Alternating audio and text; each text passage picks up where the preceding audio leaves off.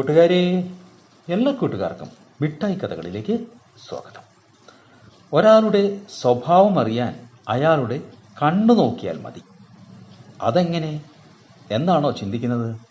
ശരിക്കും കണ്ണല്ല, കൃഷ്ണമണിയാണ് കാര്യങ്ങൾ പറഞ്ഞു തരിക.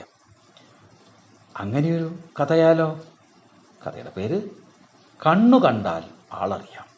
അവതരിപ്പിക്കുന്നത് മനോജ് കുമാർ പുളയ്ക്കൽ. കണ്ണിലെ കറുത്ത നിറമുള്ള ഭാഗത്തിൻ്റെ നടുവിൽ കാണുന്ന ഭാഗമാണ് കൃഷ്ണമണി. ശരിക്കും ഇതൊരു ദ്വാരമാണ്. പ്രകാശത്തെ അകത്തേക്ക് കടത്തി വിടുകയാണ് ജോലി. മനുഷ്യരുടെ കൃഷ്ണമണി വൃത്താകൃതിയിലാണ്. എന്നാൽ എല്ലാ ജീവികൾക്കും അങ്ങനെയല്ല. പരിണാമഘട്ടത്തിൽ വന്ന മാറ്റമാണ് ഇതെന്ന് ശാസ്ത്രജ്ഞർ പറയുന്നു.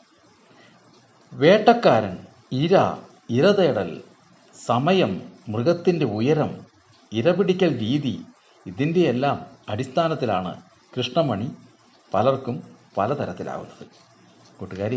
കൂട്ടുകാർക്ക് കൃഷ്ണമണിയുടെ കഥ ഇഷ്ടമായോ? എങ്കിൽ പുതിയൊരു കഥയുമായി നമുക്ക് നാളെ കാണാം. എല്ലാവർക്കും നല്ലൊരു ദിനം ആശംസിക്കുന്നു. Story uncle.